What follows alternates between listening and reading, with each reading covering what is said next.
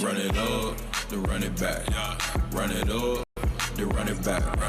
Run it up, run it back. Run it up, then run it back. Yeah.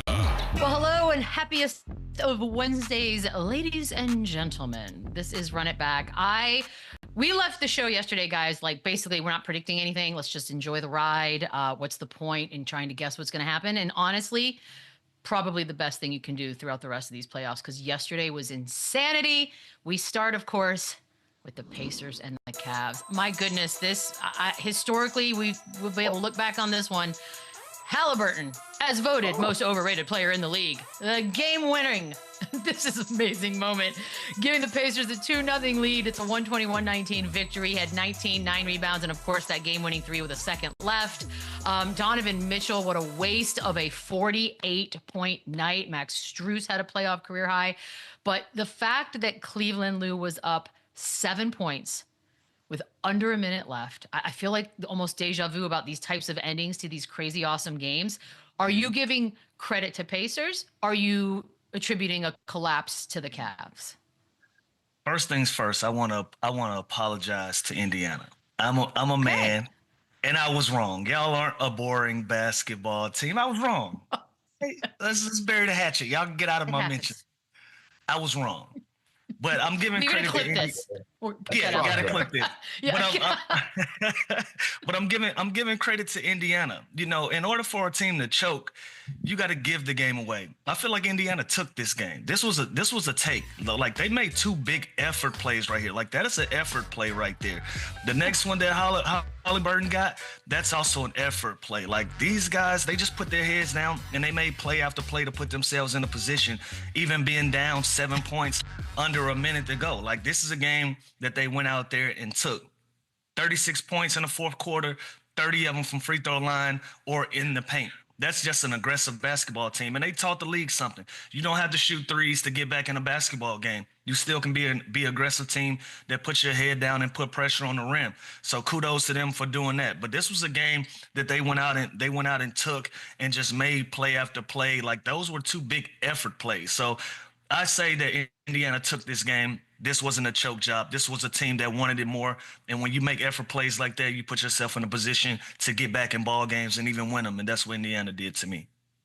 This was insane, Chandler. It gave us a little bit of everything, right? Like, the Pacers came out like the Cavs were missing 3 of their rotation players, right? They didn't set the tone. Cleveland set the tone defensively. They were moving the ball on the offensive end. Pacers scored 15 points in the first quarter. Like they came out like this was just going to be easy. And at this point of the season, in the playoffs, it is not going to be that way. And I think they learned that. They kicked it into gear. They scored 35 in the second quarter and obviously kind of continued to get better and better in the second half. But Cleveland, again, they went away from what was working from them. They were throwing the first punch. They were the aggressor defensively. Max Strus had a huge first half, kind of getting them this big leads. But they kind of went away from certain things that were working, and give Indiana credit. They stuck with it. They continue to grind. That shot at the end of the game right there, too, was insane. That Tyrese Haliburton. All by himself. Like, I'm just going to take this. I love going for the win on the road, too. Like, let's not even get to the hoop. Let's go up 2-0 or let's go back home 1-1. Like, it doesn't matter. Either way, we already got one, and that was a huge, big-time shot. Overrated? I don't think so. I mean, the fact that they were chanting it so loudly, too. Oh. They were. And even Donovan Mitchell was like, y'all got to chill. Y'all chill out. And it ended up biting them in the rear. But, man, I love the fact that Tyrese, like you just said, listen, we're going to win this game. Like, we've already got our one. We're not going for a tie. We're not giving y'all an opportunity to dominate us like y'all did for 3.5 quarters. We're not doing it. Either we're going to win this basketball game or we're going home 1-1. And that's what you like. And look, when you have the ball in your best player's hands right here, everybody just get out of the way. This is an ISO step back. This is a shot that he's made time and time again. And he's sending them back to Indiana with a 2-0 lead. And let's clear this up. There's no way he missed the free throw on purpose. There's no way I'm not he saying never. On purpose. There's no reason. They still have time. It wouldn't even be logical. Yeah. But the way everything was going at that, first of all, I'm going to give all the love to the Pacers because that was an amazing road victory. But you could not script more mistakes being made by one team in such a short period of time like Cleveland did. Just the inbounds couldn't get that. The fact that he got his own rebound, like everything just felt like they were in mud and it just shut down. So I don't, at this point, Chandler, I don't know what's real anymore. But those are effort plays, Beadle. All effort. And it was like they just stopped. They just stopped trying. Especially a Cleveland Cavs team that is missing DeAndre Hunter, Darius Garland, probably. For you to win these type of games, it has to be effort. Think about it. Donovan Mitchell just went bananas, scored 48 points, did everything he could. He still had Max Strus kind of throwing in some threes and be productive. Ty Jerome really, really struggled going 1 for 14 from the field, but he's been great all season long. You have to win these games with those plays, with taking care of the ball, with diving on the floor, with getting on the offensive glass. And they didn't do that. They did in the beginning of the game, and they kind of went away from that. Shots stopped falling. Shots started falling for Indiana. And again, I'm looking at this stat. Teams are now 3-1 and 1,679 over the last 20 years, being up 7 points. Like, that is a choke job. Two of them. And 2 of them are the Pacers. I love this stat. I just literally wrote this stat down because I want to say it like 30 more times today. It's one of those stats that's just like 3-1,679. That's ridiculous. Two of them so Chandler, you're giving it a choke job. It feels choky. How is it?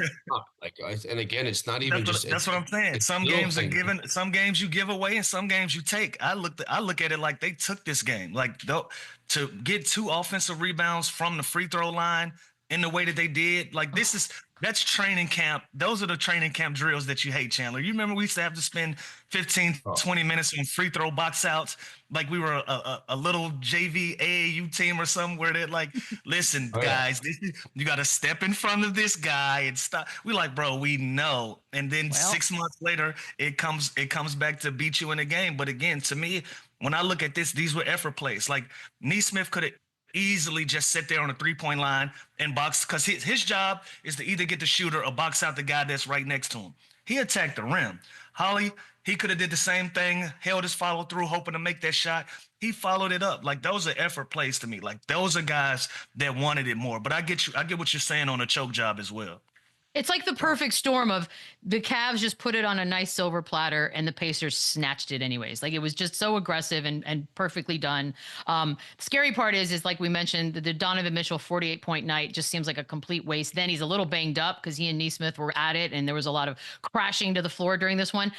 The playoffs in general, again, they've been an absolute joy. 15 of these games have already been decided by 3 points or fewer, and we are just getting underway in the second round. Chandler, I don't want to be dramatic, but man, are these the best playoffs ever or what? Listen, it's early, but they've been great. And I feel like the league in general, the style of play, not took a hit, but, people don't necessarily love the way the game is being played now and how it's being officiated and all the 3-pointers being taken early and long. And watch that and then watch the playoffs. It's 2 completely different games. You see these scores now, they look like the 90s type scoring games. Possessions matter. It's more physical. You always hear the term playoff basketball. I feel like that is even maximized right now this season. Feels like there's some sort of bad blood in every single series. Every road team goes and steals game 1 on the road. I think that's the first time that's ever happened. So I think it's great. I think it's unbelievable. It's teaching us as fans too, that 20, 25-point leads, do not turn it off. Do not turn the game off, because this thing is not over. There have been multiple great comebacks. There's been great finishes. There's been great individual performances. So they've given us a little bit of everything. Best playoffs ever. Again, we're only in the second round. We still got to get to June. So it's off to the best start ever. I'll say that. I was a year early. Last year, I said that these probably were going to be the best playoffs, and it manifested into it being this year. Like, we're getting the matchups that we want. We're getting the teams that we want. Everything that you can imagine that you want from great playoff basketball, we're getting it. We got game winners. We got guys fighting. We got pushing. We got shoving. We got star matchups. We got trash talk. It's everything that fans could ever imagine and want from NBA playoffs, so all of that talk about ratings being down, this and that, you can throw that in the trash can. This is absolutely entertaining what we're experiencing right now. We got game winners. We got 5 of them so far with under 5 seconds left, which is about as exciting game-winning as you could dunks. possibly. We have a everything. game-winning dunk for goodness sake. Like that's insane. Let's talk Tyrese Haliburton. So yes, the game winner, and then he hits the Sam Cassell dance, which of course was taken from the movie Major League 2. And then he already said, "I will gladly take the fine." He heard those chants like we all did sitting on our couches. He's been hearing these chants for a while. Can we stop now, or are we going to keep doing this, people? Lou? Like, enough. Anytime that your celebration gets banned, that is by far an all-time favorite. That, like this, the Sam Cassell right there, the monkey bees.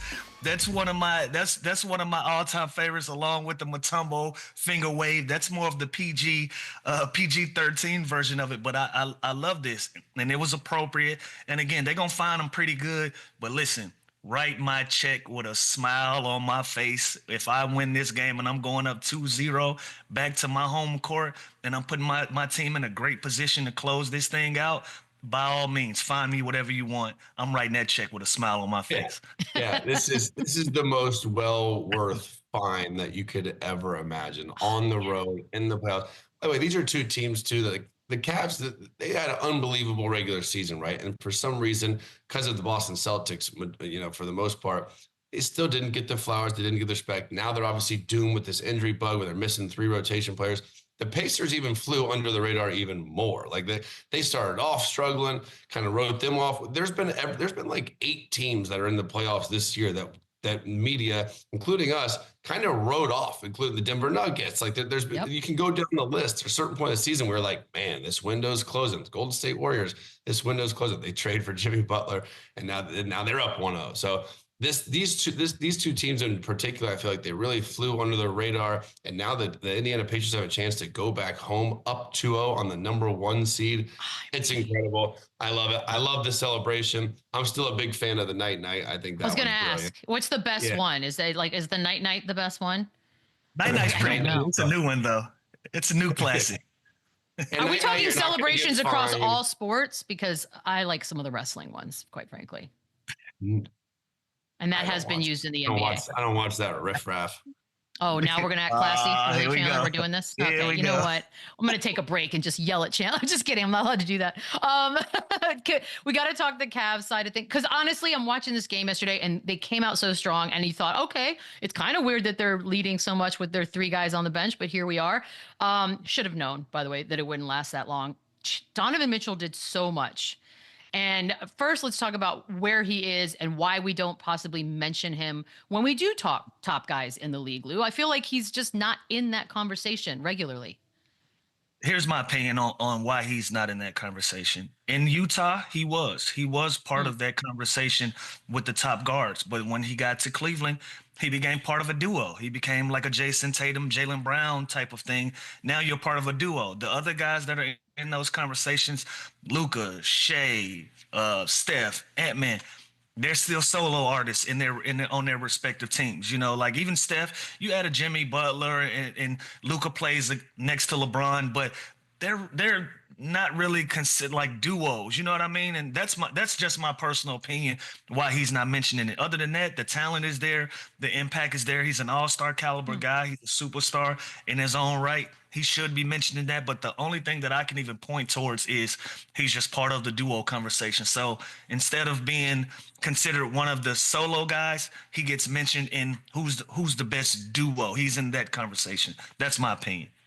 And it's crazy. He's only 28 years old. It feels like he's been in the league forever, and he's been dominating for a really long time. And I think more seasons like this, where he's the best player on one of the best teams, he's going to continue to get more recognition. Like if the Olympics were after this season, I think he gets the nod to be like on that team. Oh, wow. I think he's about to be first team All NBA. How could you not look at this guy after what he did this season? Now there's so many good guards in the league, and there's so much production at that position where I think he kind of gets lost in the shuffle. And like Lou said, Darius Garland's also an all-star guard that kind of shares the load with him. And then their team is really good. And so I think that kind of almost doesn't take away, but doesn't help his case when you just think of like the rankings of the top guard. But shoot, after this season, he's going to be probably first team All NBA. Like he deserves to be in those conversations, and he should be in those conversations. He's an elite scorer. He's a freak athlete. That dunk last night was ridiculous. He can do it all. And again, I think more seasons like this where he plays well and his team wins, he's going to continue to get the respect he deserves. Yeah, the playoff points are there because right now he's above Steph, SGA, and Ant. But here's what's going to suck is if they do get eliminated in this round, unfortunately for him, all that positive talk just sort of goes away, at least until next season, which is a bit of a bummer given what a year they put together. We mentioned it. They didn't have, what's that? Yeah. Think about that. Like they had such a great season. No one expected them to be here. And then if they go, and now I don't want to say the sweep word, but if they lose 4-0, 4-1 to this Pacers team, kind of you forget about how beautiful the season was. You know what I mean? So it's hard. Again, this season is far from over. They can go and steal game 3 and all of a sudden it shifts again. I'd like to think with the injuries that Garland and DeAndre Hunter have too, and Mobley, like I'd like to think they're playing game 3. Who knows if they will? I thought they were going to play this game too. The fact that all of them were out was shocking. But yeah, this is going to be out. This is going to hurt some guys' free agency that they're going into this summer. You can lose some money and some opportunity if you go down. Hold on, Chandler. I'm gonna let you finish, but it's a lot of basketball to be played. So that's what I said. I don't think it's over by any means. Let's not put all of that on it because we've seen weirder things happen. You know, like they're down 0-2 at home, but if they go out on the road and can go get 2 in Indiana, we're having a completely different conversation by this time. Go get 1 in Indiana. But the odds are they definitely made their road difficult. Like that's the bottom line. They're down 0-2 and it's a million percent. It just got real. It just got real for Cleveland. Really and also take 2 starters and your 6th, 7th man off any team left in the playoffs. They are not going to be close to what they are with those teams. So that is a huge hit dealing with these 3 guys out. Absolutely. Yeah. By the way, I don't ever want to assume anybody's pain, what they're going through. But as players on a team, like your teammates are one of these 3 guys, is the expectation truly game 3? Just you have to dress. You have to be available. Is that what you expect from a teammate, Lou? I think so. Yeah. Even if it's bothersome, we got to put our best effort and we got to put our best guys out on the floor. So again, they got about 48 hours to regroup and get guys back on the floor. I think some of these guys, I don't know. I think some of these guys could have possibly played, but I think they thought they had an opportunity where they can go out and win. Again, they're 1-2 possessions away from pulling it off and giving these guys a few extra days to get back. But now their backs are against the wall. I feel like whoever is available at whatever percent, they're going to play. Yeah, and listen, I was hurt more than anybody. Most of my injuries required surgery. When I see something like this about a toe or a sprained finger, I'm like, that to me is something that you can wrap up, take some medicine, whatever you got to do, and you play. Even if it's going to give your team a boost of energy or confidence or a jolt. Like, look, this dude's leaving it all out there. Play the first 5 minutes and pull yourself. At this point, you're down 2-0 on the road. You got to be all hands on deck, and you got to go and at least show your team you are willing to make this injury worse even by going out and play. I mean, everybody crushed Jared Allen last year for not dressing for games in the playoffs because of that thing. Really quickly, we know the score, we know the standing, we know what's up. Chandler, is the series over? No, we just said that. It's not over. Again, game 3. No, I want to hear it black and white. It's not over. And lose game 3, be careful. Then it's over. You lose game 3, night. It's over. No, I think, again, you get a chance to win at least one of these games. Being down 3-1 is brutal, but at least the next 2 of the 3 games are on your home floor. You have to win game 3. It's not over yet. Cavs are the 2-point faves in game 3. We just said it. These are some of the best playoffs we've had in a very long time. A lot of basketball to be played. The door is not closed yet. We'll see. I think that's what I want. Selfishly, I just don't want it over because I want more of this. Like I don't need this to end anytime soon. Yeah, we can't afford to be having these sweeps and have nothing to talk about. Thank you. For sure. We still have to work. We're getting Oscar music. Are we getting Oscar music? We're getting played off the stage. Jaylen Wells on the other side.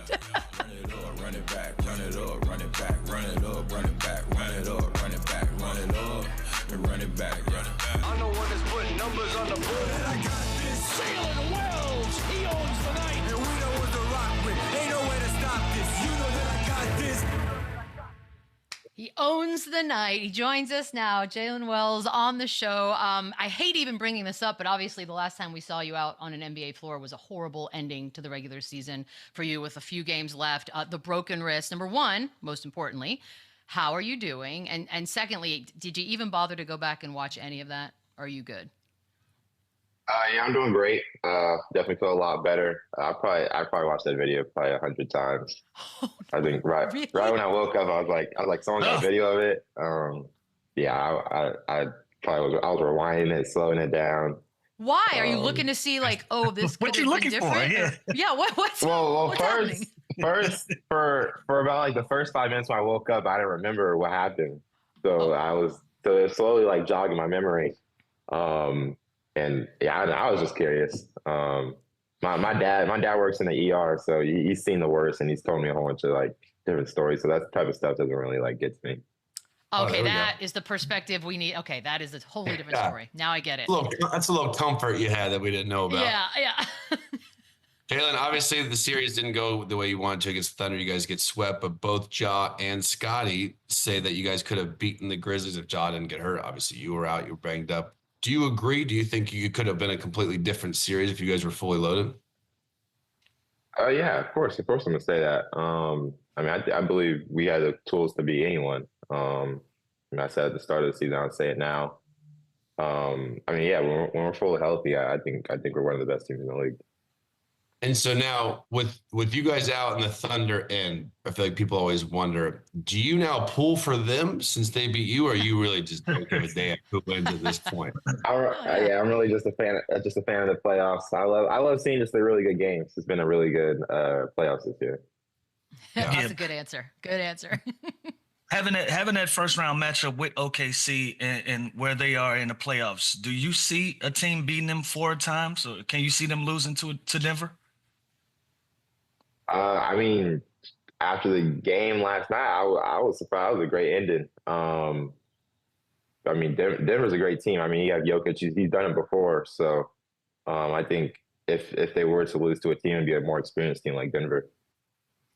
Agree with you there. This is one of those production moments that I imagine everyone behind the scenes was mortified. But game 1 on ABC between you guys and the Thunder, ABC is talking about what a great rookie season you had. The only problem is that the player they showed was not you. It was your teammate. And by the way, this goes viral so fast these days, Jaylen, that I feel for everybody. Who told you first? Like, how many screen grabs were you sent? How'd this go for you? I think I was just looking at my phone at halftime, and I think my girlfriend sent me a screenshot. And yeah, I think the funniest part is the very next game. You know how they show like on the NBA app they have the stories. Yeah. They had Zion pulling. He was walking 2 feet in front of me. They put Zion pulling, walking into the arena, and said Jaylen Wells arrived. I think that was probably the funniest. Oh my God, what's going on here? Oh Brutal. man. Jaylen, let's talk about your rookie season. Obviously, you finished 3rd in Rookie of the Year voting after being the 39th pick in the draft, which is awesome. Congrats. You had a hell of a year. You and Edie, both unbelievable rookie seasons. I was the 38th pick, so I know exactly how it is to drop to the 2nd round. What kind of motivation did that give you kind of going into the season? Honestly, that didn't really bother me. You know, I think just being drafted in general was already a blessing enough. And I mean, but I guess it does have some motivation just because, I mean, going to that second day, being the first draft with the second day, you know, you got to sit through that whole first draft. Then you got to wake up the next night. You know, you still got that stress, that nervousness. So just 2 days of that kind of adds to the dramatic effect of the draft. Well, sure, I didn't think. I was just the one long night. I was about to say, and look, I was the 45th pick, and Chandler and I, we old enough where the draft was just one long ass night where you just had to deal with it all night, a night long. I was so lit by the time my name was called. I thought I was first round still, Jaylen. Brutal. What was one of your welcome to the league moments? I remember for me, Steve Nash made me touch the floor, and this was when Steve Nash was like in his back-to-back MVP bag. Then he made me touch the ground. What was your welcome to the league moment? Man, probably guarding LUKA very first game. I think he was still in Dallas then. And he was just fouling me out, just bodying me.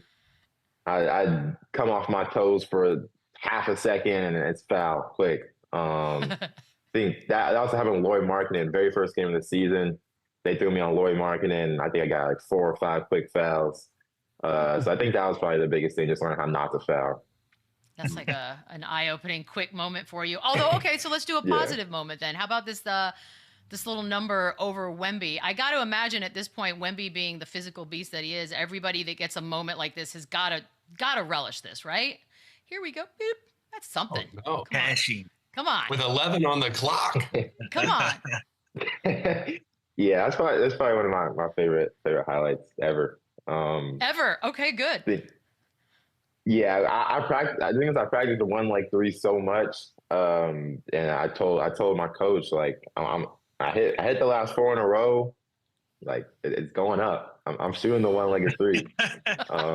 And this was just kind of like a perfect situation too. Coming off the ball screen, I get into like my normal skip and I shoot the 3. Like I practiced that every pregame. So it was the moment was way too perfect. I didn't know it was over Wemby. Like I wasn't really paying attention, but yeah, it made it a little better. I want to stay right here on that. So that is something that you practice. I've seen videos of James Harden doing it. And so you practice this shot because you look obviously comfortable coming off at 11 seconds on the shot clock. If I did that back in the day, I think if I would have made it, I still think I would have been pulled out of the game. So this is something. Get out of here, Chandler. Not you. You were a shooter. You had the one-legged with 11 on the clock. I wouldn't even. You were a shooter. But he was feeling it. Green light to throw, bro. Get out of here. But this is something we'll see more of. This is part of the bag. Oh, for sure. Yeah, for sure. Jeez. I think it'll be more like it's more practical in like the mid range, but you can pull out for a 3 sometimes. 3. Why not? Just, by the way, how do you not know that's Wemby? Are you just so in your zone that you don't realize that's Wemby? I mean, it's kind of daunting a figure. I think like I was so like in the moment, like, wow, I'm really about to shoot this. And then I just realized it was going to be after I shot it. That's awesome. I'm about to do this. So you got the one-legged fade obviously down, but you've been known for your defense. And a lot of times you're guarding the other's best player. You mentioned LUKA, kind of the, welcome to the NBA moment, but you guarded a lot of elite dudes. Who was the toughest matchup that you saw in your rookie campaign? Yeah, I mean, other than LUKA, definitely SHAI. I mean, he plays so low to the floor, very like slippery guy. Also very smart, just to be able to capitalize on your mistakes. You make one mistake, it's probably a foul at the free throw line. I think it's a great skill on how he can just kind of just like you leave your feet for 1 second free throws. Yeah, he's just very good at just kind of like manipulating the defender. Yeah, how different is that guarding like an SGA or a Jalen Brunson, something like that? Even before the possession starts, he's going to try and draw contact. He's going to flop. Like that's just a whole other element you got to think about. I think it's kind of like, I mean, I applaud him for it. It's kind of like a mental thing. There's some guys, you can be really physical, and that you can get away with some stuff. But I mean, shoot, yeah, I applaud him for it. I mean, it's definitely a skill. Because it changed the whole way you guard a person. Because I think there's some guys in the league that when I guard, I'm like, I know I can get away with grabbing his arm a little bit. So it makes me look like a better defender. And then there's some guys like SHAI, Brunson, LUKA they're just not letting that happen. So it makes you stay honest. Yeah, and I'm sure you've gotten a lot of practice reps against, one of the best players in the NBA, and Ja Morant, your teammate. What has it been like playing alongside of him? What have you learned, and what have you been able to pick up from him? He's exciting, fun. He's just fun to play with, fun to watch. I think he's a great leader, and he just brings energy to the team. I mean, we're a pretty young team, so I mean, just having another young leader like him. He's a guy you want to fight for, a guy you want to play behind. I mean, and shoot, he throws some crazy passes. You just got to have your hands ready at all times. now we're heading into an off season, and you're gonna get your fill. You guys are gonna hear all the rumors as well, because Ja's one of those sort of names that is gonna pop up about possibly moving him. Do they want to? I would imagine you'd like to keep him there in Memphis, right? Like, is that the ideal situation for you guys as a team? Oh, for sure. I mean, well, I don't know what Memphis is without Ja. It's a good answer. I feel like too. Right when answer. I hear John Morant's name, I think of the dunk contest, and selfishly, I want him to do it so bad. And as his teammate, you see him before practice shoot arounds. Have you seen him do something where you're like, okay, like the world needs to see this. This will win the dunk contest 1,000%, or do you just kind of see the natural bounce? You know, I feel like he kind of has to save it for the game. He does some crazy layups. I would say that. Like, you think he's going to go dunk it, and he just lays it up. But sometimes those are more exciting than the dunks. That's Oh, crazy. get a layup contest. By the way, Jaylen, Chandler's like he is campaigning for Ja to be in the slam dunk contest I need year it. after year. So Not yeah, happening, this is CT. this is It's this is over. a little boy's dream right here, Jaylen. If you could put a Boy plug can in his ear. dream. Okay, talk to me about who the funniest player on the team is. We've had Gigi Jackson on a few times, but his kind of funny is almost not even on purpose. He's just like, I mean, his parents are yelling at him from another room. Like, it's a different kind of funny. Who's the funniest guy in your opinion on your team? The first person that came to mind definitely was Gigi. Jaren just blurts out anything. I think yesterday he ran into the facility and it was just like, "You ready for me yet?" And then just kept running to the locker room. And then probably Yuki, honestly. Yuki's Okay. just kind of naturally I've funny. heard a lot about Yuki. Yeah, he's hilarious. Like, just like, he's so, like, he wants to learn so much, like, so much different language. I mean, we're not really teaching him like the right stuff. We're teaching him like slang and stuff. So it's just funny. He's always repeating it in the game. He's always doing like the too small thing. Yeah, he's hilarious. Has he butchered any of the slang? Like, I mean, there's so much that you could teach someone if you're starting from scratch. No, Has yeah, he all butchered the any of time, it or all come the up with his time. own version? All I the think that time, would all be the fun time. to have someone. Do you mess with him and try to guide him in the wrong direction? Because you have a lot of power right now. No, I feel like it's a little hard for him. It's hard. I mean, it's hard to learn American slang because so many words yeah. have so many different meanings. So it's kind of he's already messed up. don't Slang even know changes half slang weekly. anymore, I think yeah. I was gonna say, literally weekly. There's a new word, and I'm like, I'm going to give up. I don't care. John Conchar did a little prank on you at the grocery store before you'd officially met him. He pretended to be a fan, take a picture, what have you, and you weren't aware yet. Was it a cashier that let you know, like, that's your teammate? How does that play out? Yeah, I think so. He came up to me, asked for a picture. I had no idea who it was at the time, and I just like walked around the corner, and the cashier was watching the whole thing. And he was like, "You know who that is?" I was like, "I don't know." He said his name was John. And then he was like, "Yeah, that's your teammate, John Conchar." I was like, "Oh, Awesome. his locker's right next to mine too." Like, I went in the facility that morning, and I was like, "Oh, like, I wonder when John Conchar is going to be here." And then Oh, no. I ran to him in the store. You're like, wait. Do you guys get each other back? Like, is this a pranking type of team? I know some teams do more than others. Honestly, no. There hasn't. I mean, there's a couple like rookie things, but like this. Honestly, it's been pretty smooth for me. They didn't get you because I saw with Steph you got Castle, some they good literally vets. removed the wheels off of his car. Nothing? You got nothing? Yeah, That's crazy. Either he's a good rookie or he got good vets. You probably did Yeah. everything that you were supposed to yeah. do. I haven't messed up yet. Okay. That's why. Usually when Well you done. got a good rook, you got good vets to follow. So there you go. You did your part. Take 4 wheels off my car. We got problems. Jaylen, this has been awesome. Do as much as you can do in the off season. Enjoy your time, and we will speak Yeah, next year. All Jaylen. Yes, sir. Thank you. right, we'll be right back. Run it up, run it back. Well, yeah, road teams are having a day. Warriors with a win in Minnesota. Without Curry for most of that, by the way. 99-88 was your final. He left in the second quarter. Buddy Hield with 24-8. Draymond Green finished with 18-8, 6 assists. He was 4 of 10 from 3. Jimmy Butler with 20. Ant had 23. It was an interesting start for Ant. But the loss at home for the Wolves without Curry for a lot of it Seems like a pretty big deal. And I know we're talking against a backdrop of crazy losses already in this second round. But Chandler, given sort of the hype and the way things were moving for Minnesota, where do you put this one as far as terrible losses so far? It's not great. Again, home court, you want to protect home court. You want to set the tempo in the series. And Anthony Edwards was struggling early, and he was, I think it was, the first 12 minutes, he was 0 for 6. He had 1 point at halftime. He obviously didn't get the start he wanted.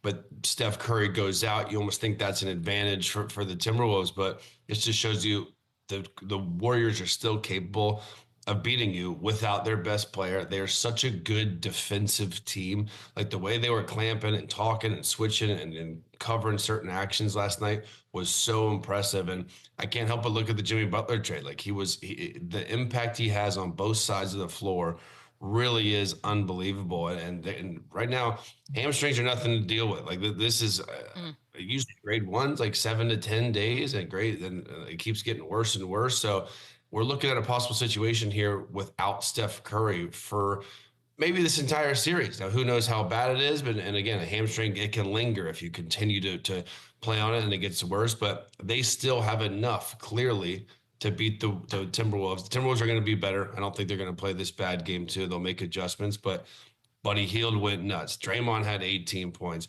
Pat Spencer comes in and he actually gives them good minutes. Jonathan Kuminga finds himself playing 13 minutes last night. So this is kind of that next man up mentality when a Steph Curry goes out. And this was a huge start to the series for them. Because they can still win defensively too. They don't like Steph Curry obviously is a huge hole offensively, but they're so good defensively. Hold the team to 88 points. Like that's impressive. It's kind of nuts, Lou. I mean, if you weren't paying attention to this game and you just saw the ticker, Steph Curry leaves the game, I think most of us just think automatically like, all right, Timberwolves probably going to win that one. He looks like he's not going to be good to go for game 2. Are you concerned at all, or does it seem like they'll be fine? Well, what's gonna give Golden State a shot is they have continuity. Like they have a system that they play where you can plug guys in. Now, don't get me wrong, you can't replace Steph Curry, but like Chandler just mentioned, when you can get good production out of Buddy Hield, the way he's shooting the ball, GP the second, the way that he keeps possessions alive, the way that he attacks the rim. Podziemski, another energy and effort guy, Moses Moody. Like you have so many of these different guys that you can plug in and play in continuity when they move the ball from right to left. That's hard for any team to guard. Like they're gonna make you guard deep into your shot clock with anybody on the floor, So that alone is gonna give them an opportunity to stay in this series and try to win basketball games. And like Chandler just said as well, you even getting good production out of Jonathan Kuminga. And so when you have a guy like a Steph Curry go out and you know that he's not gonna be a part of the next game or two or whatever in this series, that gives you the confidence to know, hey, I'm not on as short of a leash than I usually am. I can go out there and play a little looser, play a little freer with more confidence. And that's going to keep Golden State in this series. They still feel like they have enough to compete at a high level. So I'm not closing the door on them yet. I think they can steal another game or so out in Minnesota. But this is a series that's going to go 6 to 7 games with or without Steph Curry at this point, simply by the way that Golden State likes to play the game. And it does feel like 10 Steve Kerr's rotations, they are based on who they're playing. Like think about Quentin Post. He was a huge factor in the last series. He played 6 minutes last night. Steph Curry's out. Moses Moody played 8 minutes last night. I guarantee you he's going to play more than that without Steph Curry. So again, that is the luxury of having a deep team. Steve Kerr before the trade obviously said this is one of their deeper teams. They got awful, 3 or 4 of them for the Jimmy Butler trade. But now they still can find guys like Pat Spencer, like Moody, Jonathan Kuminga, who's literally been out of the lineup, who's up for a huge contract this summer. He's now going to get his chance. Like he is going to play more now, even though him and Jimmy, they kind of play similar. They do similar things with him, Jimmy, and Draymond. There's just more opportunity now with Steph Curry out of the lineup. And like I said, defensively, not that they're a better team without Steph Curry, but defensively, they can even go bigger. They can be even more productive on the defensive end. So they have to hang their hat on that. And they have Jimmy Butler. They still have a closer on their team. Yeah, that next man up thing, I know we say it a lot in sports, doesn't always apply. I found this fascinating just because I had never even thought about it. And hamstring's one of the only injuries as a normal civilian that I have had a few times. This is Steph's first ever hamstring injury in the league. In 245 missed games in the NBA, He ran about 2 miles in that game 7 the other night. So I don't know if everything's like a little bit sensitive, but that's crazy to me that he hasn't had to suffer one of these yet. Can we talk the Buddy Hield wrong shorts? Is that just does that happen? Just let me know if I missed out. Is that something that happens? This happens because maybe you just didn't, change or forgot to change after your pregame shooting or something. What is crazy to me is when the name is spelt wrong on the jersey. Like how does that happen? That's inexcusable. This I get it. And also Buddy Hield, like his personality, like it's so funny. He blamed Jimmy. Blaming Jimmy and the way he talks, his accent just kills. I don't know. It could be saying anything. I think it's funny, but he's also pretty balling. Like last night, he was catch and shoot, quick release, getting to the hand with the left. Like he showed us a little bit of everything, and his role is going to be even bigger. They are going to be okay with him taking 17 to 22 shots without Steph Curry because he is playing confident right now. He's always been a great scorer, but now he's got the confidence. He's in the right system. He's in the right, flow of the offense. He's learning how to play with Draymond and continue to move without the ball like Steph, like Clay did. So he's in a great spot right now, and his confidence is through the roof. The spelling, you know how I feel about that. Anthony Edwards. Okay. So he did have the 1 point at halftime, which was shocking to say the least. He finished with 23 on 22 shot attempts. I know we played a lot. Everybody played it, by the way. The video of him from 2 years ago saying, I just want to play the Warriors at some point. I don't know. I know you guys are going to say you don't believe in jinxes, but I do, Lou. I do. And did that happen here? No, that's a stretch. Again, it's a lot of basketball to be played. And I actually, listen, he struggled from the field last night. He cleaned it up with his 23 points, but I like the way that he played. He still was aggressive. He missed a lot of bunnies at the rim. He didn't settle. He didn't sit out there and just try to shoot himself out of it by shooting a bunch of 3-pointers. He got into his mid-range. He got to the rim. He shot threes. He did everything that he could. He played a well-rounded basketball game. You just have nights sometime where the ball just isn't going to go in the hole, and it's not going to be your night. I think him cleaning it up in the second half, he takes that confidence, he takes that momentum in the game too, and we'll see a different version of him. Yeah, I'd like if I look at the stat sheet right now and I didn't watch the game, dude had 23-14. It's a great game for a normal dude.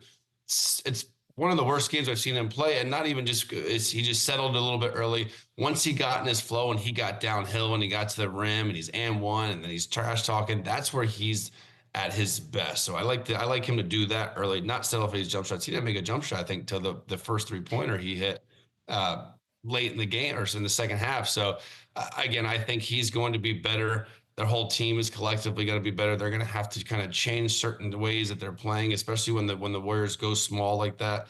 But yeah, Anthony Edwards, looking at the box score, you'd be like, this is a pretty good game.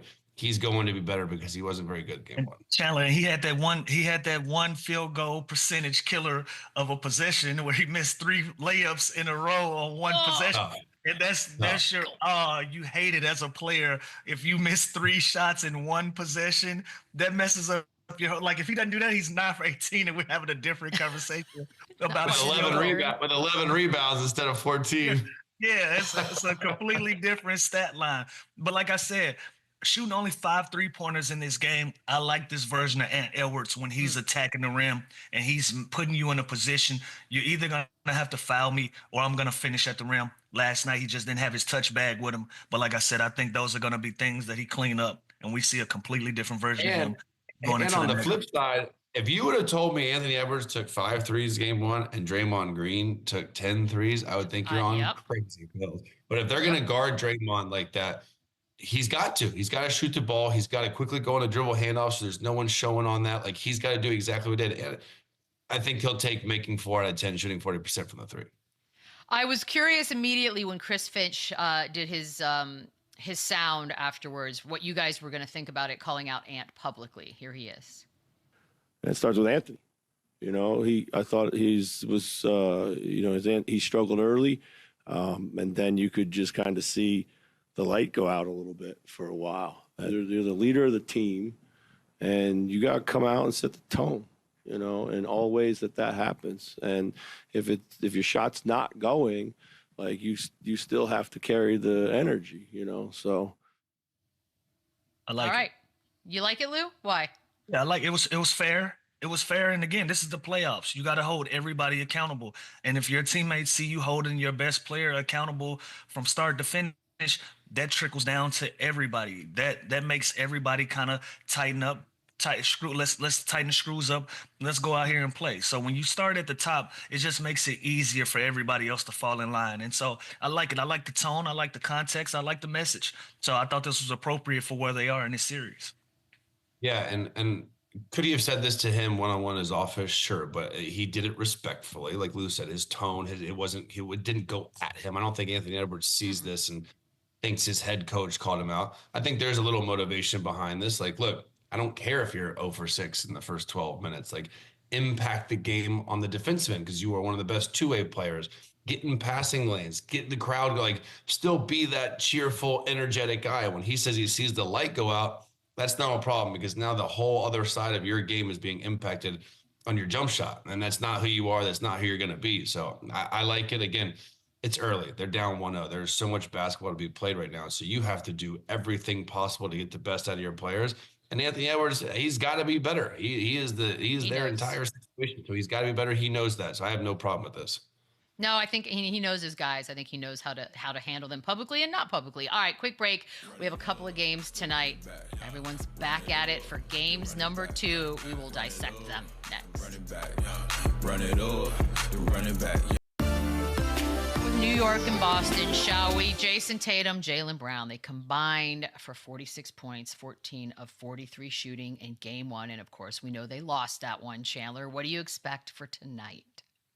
I expect them to be extremely aggressive early. I expect them to not settle at 63s. I don't know if that's going to happen again. Settle. Maybe it does if they hit a couple early, but I think they try and impose their will, get downhill.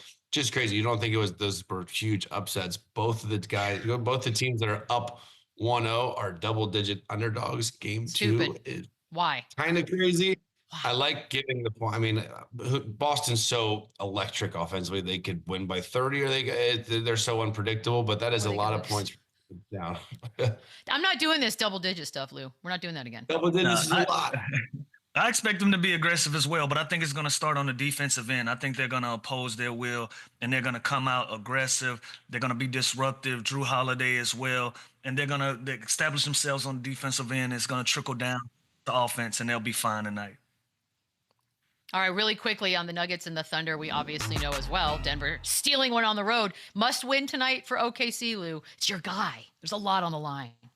Yeah, this is another team I expect to bounce back. They made a lot of mental errors at the end of that basketball game. Those are things that I'm sure that they've seen on film that they'll clean up tonight. They'll bounce back with another win as well. I think both of these will go 1-1 tonight. Ooh, I don't know. I can't Seems disagree. too easy, I can't Chandler. disagree. 11 points is just so many points. It's too many. Too many If points. I had to pick, I would pick Nuggets plus 11 over the Celtics bounce back big. Enjoy. We'll see y'all tomorrow. Run it back, yeah.